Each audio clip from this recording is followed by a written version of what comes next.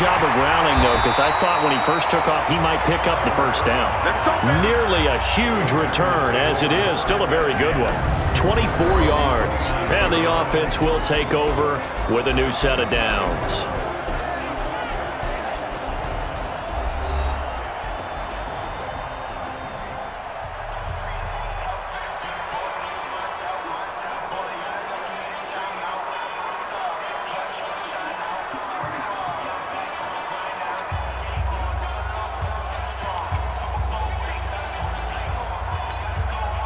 Rodgers will bring the pack up with a 1st and 10, just shy of the 30. They'll start out on the ground with Jones. Trying to find a lane, but instead he'll get back to the line of scrimmage and no more. And he got off the end there very quickly to make that play. Yeah, it was almost like the bullet train, wasn't it? I mean, just zoom, quick, quick, quick, and what a terrific play, holding them to no gain.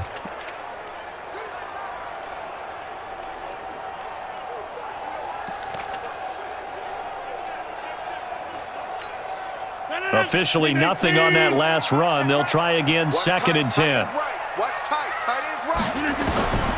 From the gun, Rodgers. He's got the hook up to Lazard. They'll get 9 there as that sets him up better for 3rd down. Came up a little short on the last pass play. They did get 9 yards out of it, leaving him with his 3rd and 1. To throw, it's Rodgers. And that will be incomplete. Jeff Heath, the strong safety, able to get in there on the coverage.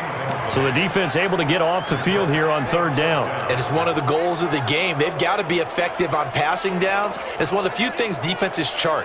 How did we do on 3rd down? That's a nice start for them in this one. And how about this one now? In their own territory, a gutsy call. They're going to go for this on 4th and a yard. Here we go on 4th down with Rodgers. And able to find Graham, complete. And he's got the 1st down as he's up to the 45-yard line. A curious decision to go for it, but it pays off with a 1st down. They'll run with a backup. This is Williams. Looking for a seam, but finding none. He'll get back to the line of scrimmage, and that's it. Officially no gain on the play, and it's 2nd down. And as a defensive end, getting off the ball quickly, swarming to the football, making a tackle, that's what we saw right there. Yeah, that's what their job is, and really a lot of the time they have to throttle back a little bit in the run game because you know those defensive ends, they're like in a sprinter stance, they're just headed straight for the quarterback. That was good recognition on that play to hold them to no gain. A 1st down there on a pickup of 25. And I guess, Charles, sometimes when you have a receiver well over 6 foot, you do that. Just put it up there, let him grab it, and he did. And it certainly appears like a 50-50 ball, right? We always talk about that when both sides have a chance to get it, the receiver or the guy covering him. But I think the odds actually are in favor of the offense. They can see the ball coming oftentimes before the defender can get his head around. So I think that really goes to like 70-30, and they should be able to go up and get it most of the time. And he got it there. Here's a throw that's taken in out of the backfield. It'll be a gain of 6, and they're going to have a 3rd down. And we see another pitch and catch there to the running back. This position just continues to evolve. They become just as critical to the passing attack as a lot of receivers, tight ends, because their ability to make people miss in the open field can really generate big plays for an offense.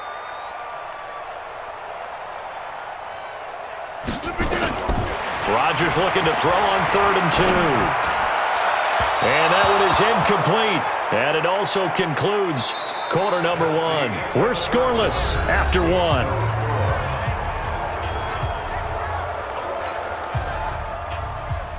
Mason Crosby on for the field goal.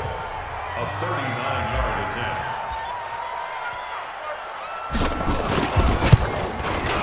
And the 12-year veteran knocks it right through. And the Packers are off to a 3-0 lead.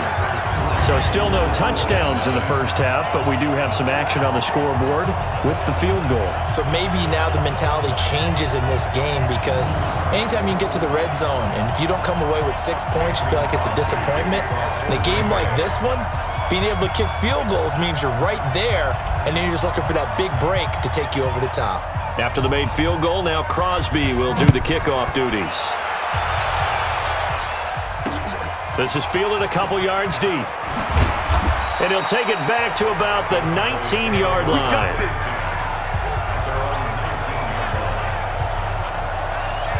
Dallas takes over possession. It was a tough year in Big D. This was a team with Super Bowl aspirations in training camp. Got off to the 3-0 start. Got Zeke signed and in the fold, but then the wheels started to come off from that 3-0 record.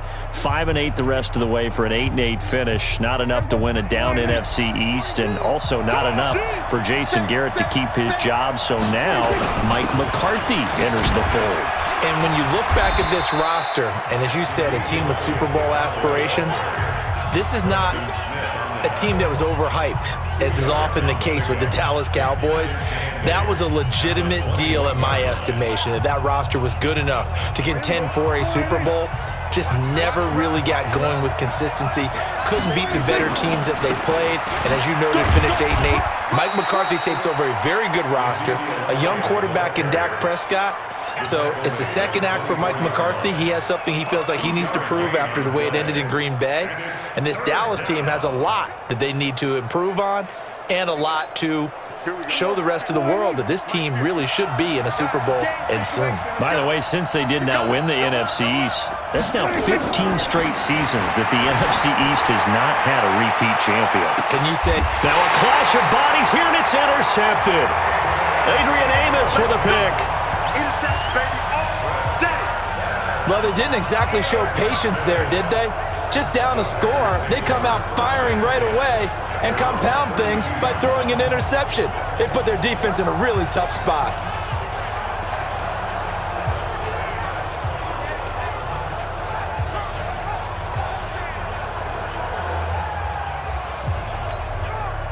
About set to get this drive started. The Green Bay offense at the line. And they're not going to play this conservative, I don't think. They had the field goal last time, and they're up, but they're looking to put a drive in the end zone. Oh, I agree with you totally.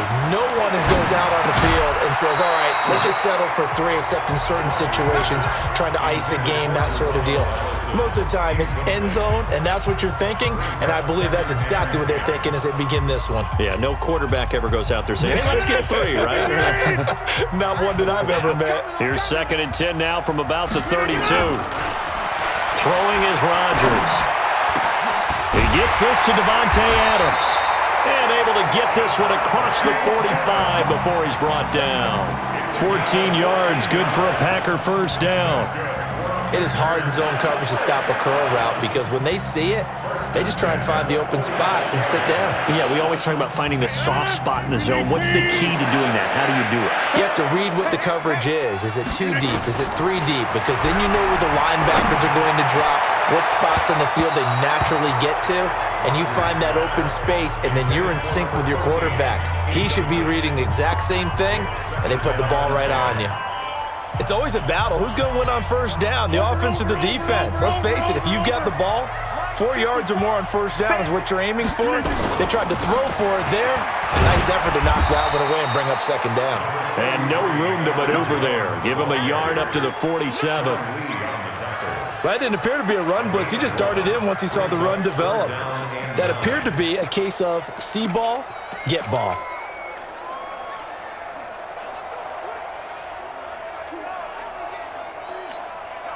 And on 3rd down, the Cowboys bring in an extra defensive back. 30. Mike's 50. Shotgun now for Rodgers.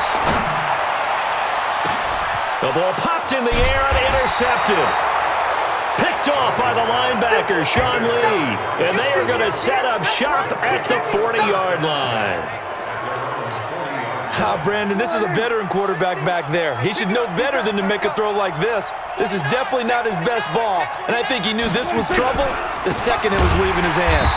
Elliott on first down going absolutely nowhere. So he'll lose about 3 on the play. That's going to wind up a loss of a full 3 yards on first down.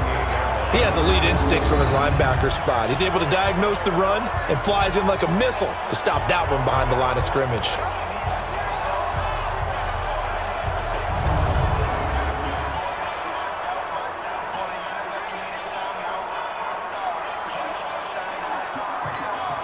So now they have to contend with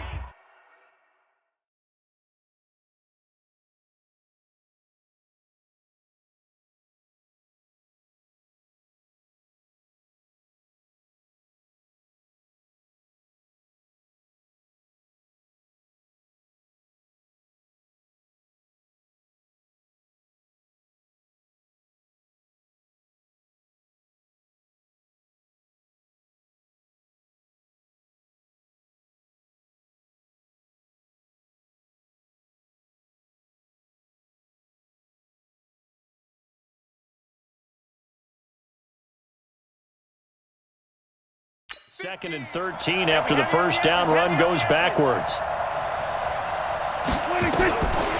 From the shotgun, it's Prescott. He's got a man complete. It's Amari Cooper. When you decide to run a hitch route, it really helps to have a guy who can turn it loose. And, boy, he rifled one in there on that one. Not much run after catch, but it worked really well. It looks like the Packers have added an extra DB on 3rd down. Out of the gun, here's Prescott. He's got his target, it's Cobb.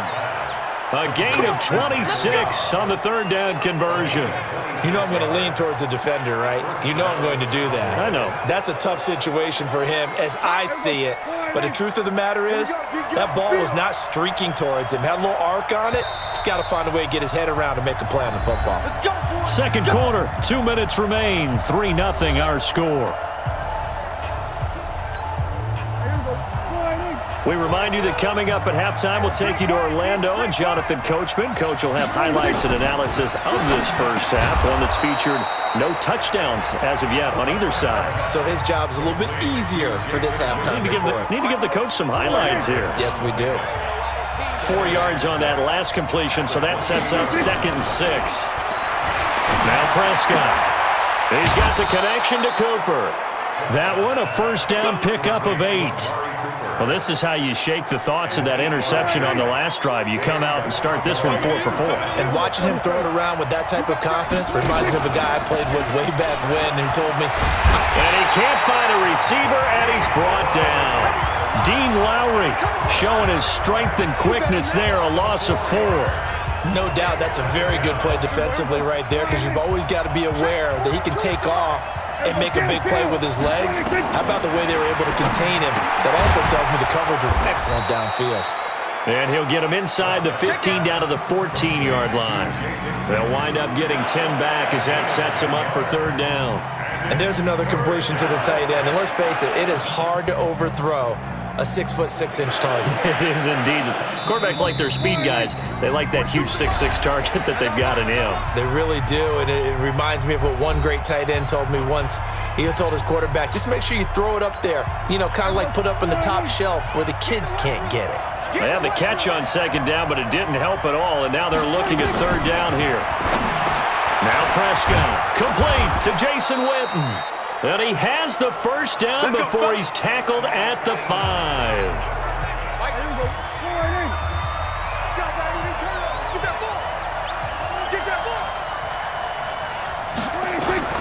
Prescott from the gun.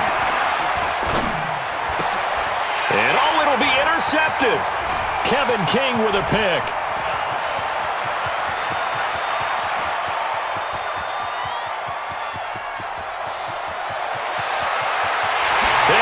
To the end zone, it's a pick 6 and a Packer touchdown. So from one end zone all the way to the other. Talk about a turnaround. And how about the excitement that play generates for his team? Not just the points on the board, but the momentum and taking it from coast to coast, end zone to end zone. What a tremendous play. Now get that man an oxygen tent. That's your boy Old Mo. You said momentum, right? Old Mo, I think he's kind of limping across at the end because of that distance, but he made it.